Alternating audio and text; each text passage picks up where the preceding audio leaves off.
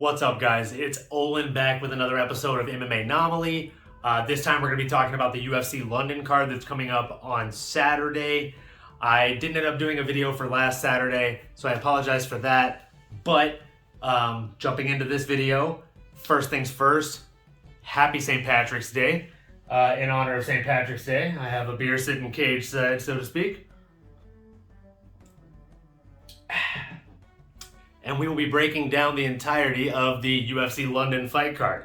So we will start from the very bottom of the prelims as of right now, assuming nothing gets canceled by weigh-in day tomorrow morning. And we will go all the way up to the top, to the main event. So starting right at the bottom, we have Muhammad Mokaev versus Cody Durden. In this fight, I think Muhammad ends up taking the win.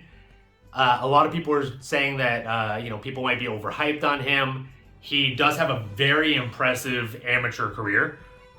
This is going to be his UFC debut. And a lot of people are saying, he might get taken down or knocked out because who has he gone against? But to those people, I ask, who has Cody Durden gone against? I actually like Cody Durden. I think he's done really well since being in the UFC. But again, he hasn't gone up against any huge names or anything per se. So I do think that Muhammad ends up having the ability to take this win and end up making a name for himself in the UFC very quickly. Up next, we have Corey the Hobbit McKenna against Elise Reed. I think Corey McKenna ends up taking it. I do think that this is going to be a pretty close competitive match, but I think Corey McKenna has a well-rounded skill set. Since moving to the gym that she's at now, I'm sure she's with Alpha Male still, or Team Alpha, I think they're calling themselves now.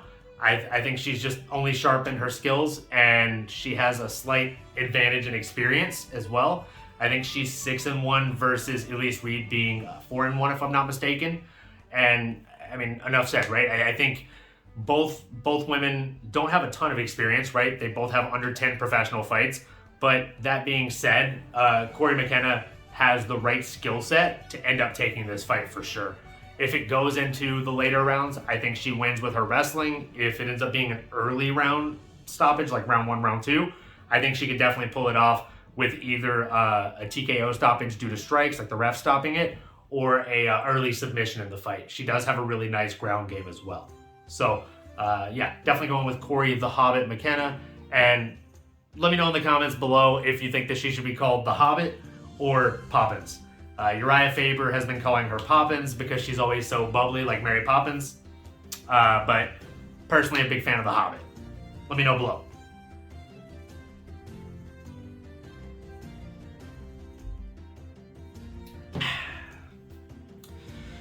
Up next, we have Jack Tank Shore going against Timur Valiev. I may have mispronounced the name. Hopefully I didn't. Sorry about that. So I think Jack Shore ends up taking this. He is an incredible up-and-coming fighter. If you don't know the name, definitely pay attention to him. He's been a standout for some time now, in my opinion. And, I mean, look at his record, right? It speaks for itself. I think Jack Shore will end up probably grinding him out against the cage. Tiring him out, and then again either getting a ground and pound stoppage or just a grinding out a decision win, because he does have the gas tank for it. The next fight going forward is Nikita Krylov going against Paul Craig, and I think Paul Craig ends up pulling it off. That was me doing a Michael Bisping doing a Paul Craig impression. Michael Bisping does the best worst impressions. If you haven't seen him do impressions, watch his podcast, Believe You Me, is hilarious. I think Paul Craig, it's basically grappler versus grappler in this fight, if you ask me. Like, Nikita Krylov and Paul Craig are both very, very well-touted grapplers, but I think Paul Craig edges it out. He does have, some losses here in the past few years, for sure, but that being said, so does Krylov, right? Neither guy has a perfect record, but I think Paul Craig has had more of a resurgence as of late, and he riding that confidence with his grappling skills. I think he's going to get an early submission round 1 or round 2, either late in round 1 or early in round 2 on that one.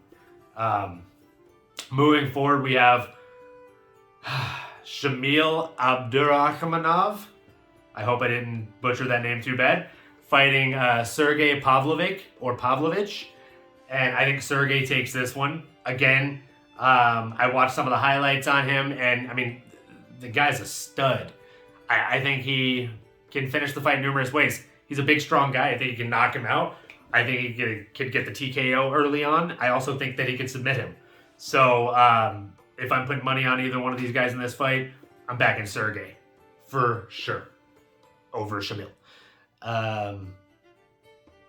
The next fight, I'm probably betting emotionally just because I really like Makwan Amirkhani. But we have Mike Grundy going against Makwan Amirkhani. As I'm sure you could guess, I would bet on Makwan Amirkhani. Do I think that he runs in there and finishes it with a crazy flying knee like he's done in the past? Probably not. Mike Grundy is a really game opponent, but I think it's going to be a grindy wrestling match. And I think that Makwan ends up being able to actually pull it off and get top position, end up securing control time. Like if you wanted to put him on your DraftKings, probably a solid pick. If I'm correct, obviously. I think he has the gas tank to end up pulling this off. He gets the nice blast double early on, secures some control time, lands quite a bit of significant strikes, maybe even submits him in the first or second round. But if it goes to decision, I really do think Makwan ends up pulling it off due to the gas tank, the wrestling experience, and also judging by his training camp, what I've been seeing as of recently, it looks like he's been doing a lot more focusing on strength and conditioning, and that can definitely pay dividends as we've seen recently with other fighters.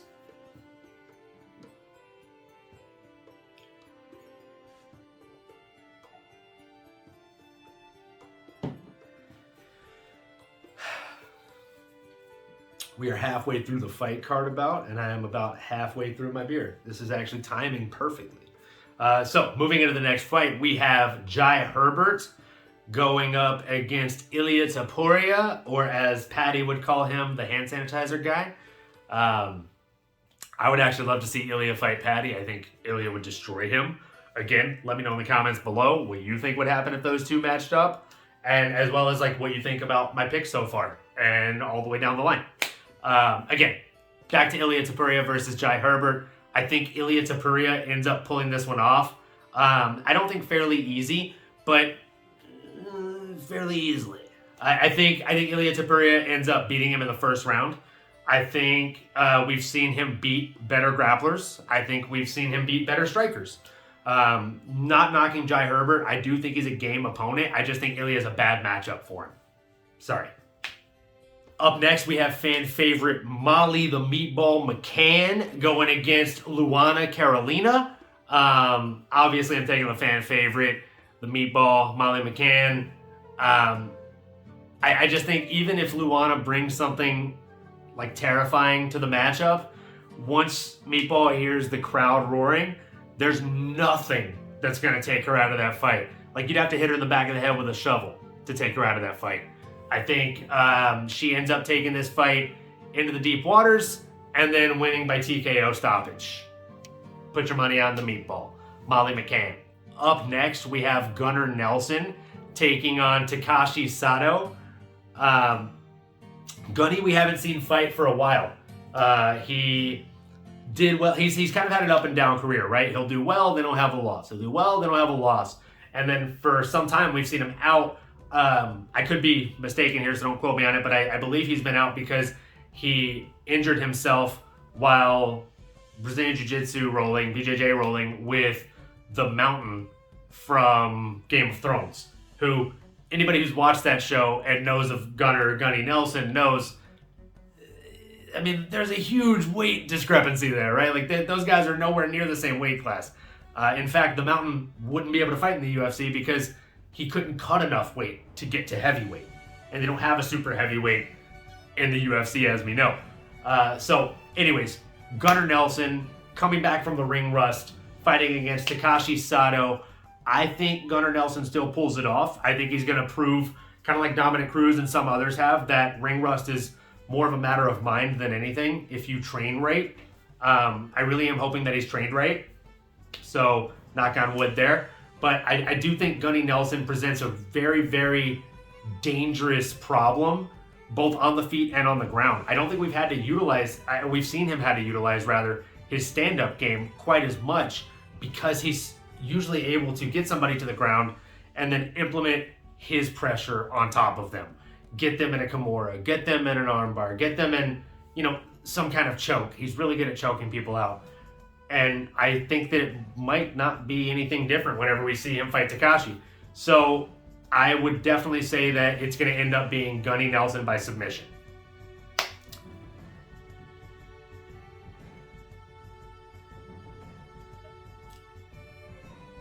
And just in case you're wondering, this is Modelo, the official fighting spirit of the UFC. Not sponsored, not an ad, just like Modelo. Okay, moving into the next fight, we have Paddy the Baddy Pimblett versus Rodrigo Kazula Vargas. Okay, so again, I'm gonna pick, this is gonna be my upset of the night. I think Kazula Vargas is gonna end up beating Paddy. I think Paddy's one of those guys that actually is really good. I'm not gonna debunk that, I'm not gonna doubt that. He's very, very good. He brings a ton of skills to the octagon. That being said, I don't think it's going to be enough to beat Kazula or any of the top brass. I think that once he gets to the top 15, he's going to have a hell of a time beating anybody in the UFC in his weight class. He's just in a tough weight class, and I think Kazula is going to be his first real test. And that being said, Kazula is not somebody that's been a standout in the UFC, right? Vargas has not had a great run so far, but this is his chance to turn it around, and I think he knows that. And he said himself at the media presser that he sees holes in Paddy's game. I also see holes in Paddy's game. And I really do think that a lot of the people in the division serve a problem to him. I don't think that he's ready yet to move up at the rate that he's planning on. And maybe we'll see if I put my foot in my mouth on Sunday whenever I do another video. But I would put my money on Rodrigo Kazula Vargas if I were you, against Paddy the Baddy Pimblett. Moving into the co-main event, okay? Co-main event, I still have quite a bit of beer left. We are going to have to do a big swig after this one. Okay, so Arnold Allen versus Dan the Hangman Hooker. Okay, we got Almighty versus the Hangman. It's Arnold Allen's, he's on an 8-fight win streak.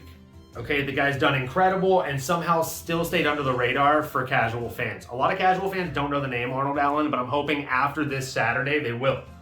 Dan the Hangman Hooker has done an incredible job building a name for himself. He went 3-3 in featherweight whenever he first started fighting in the UFC, and then he went up to lightweight and had a bit better of a run, right? I could be wrong here, but I believe he went either 5-3 or 6-3 at lightweight, which is much better than 3-3. However, that being said, when he was originally fighting in the UFC at featherweight, he did not have City Kickboxing in his corner. He was not training at City Kickboxing. So he's 10 times the fighter that he was when he was at featherweight. Again, that being said, do I think that's enough for him to beat Arnold Almighty Allen? Let's think about it for a second.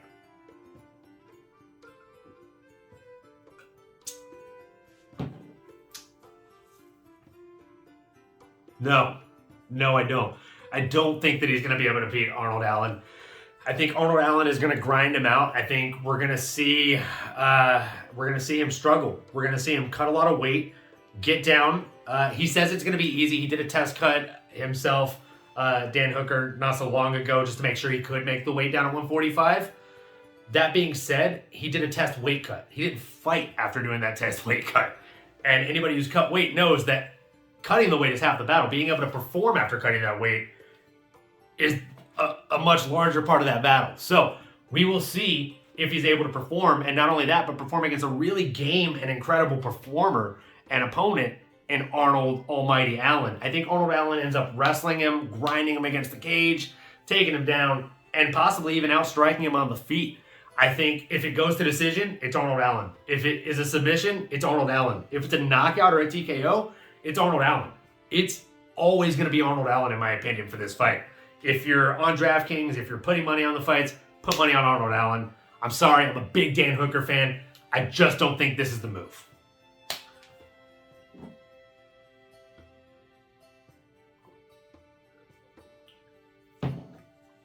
Moving into the main event, we have Alexander Volkov going up against the up-and-comer Tom Aspinall. Now, if you've watched my previous videos, you've heard me say that I think Tom Aspinall is going to be a future champion in heavyweight, possibly by the end of this year. Do I think he can get through Alexander Volkov? Yeah, I do, actually. I 100% do. I think he's going to end up going in there, and I think, again, just like I said about Almighty, Arnold Allen, I think Tom Aspinall is a stud in every aspect of the word. He is a game grappler. His dad taught him Brazilian Jiu-Jitsu from a very early age. He has a Muay Thai background.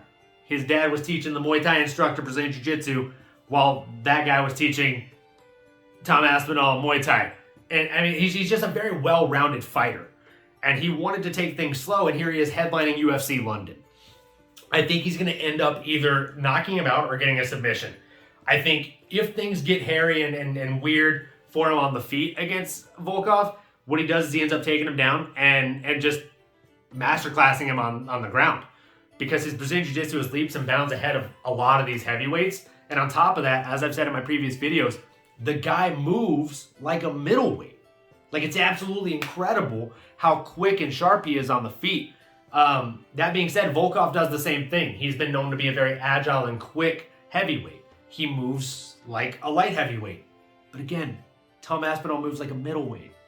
A middleweight versus a light heavyweight, the footwork, the movement, the angle cutting, I just think Tom Aspinall is going to be too much, and he's going to overwhelm Alexander Volkov.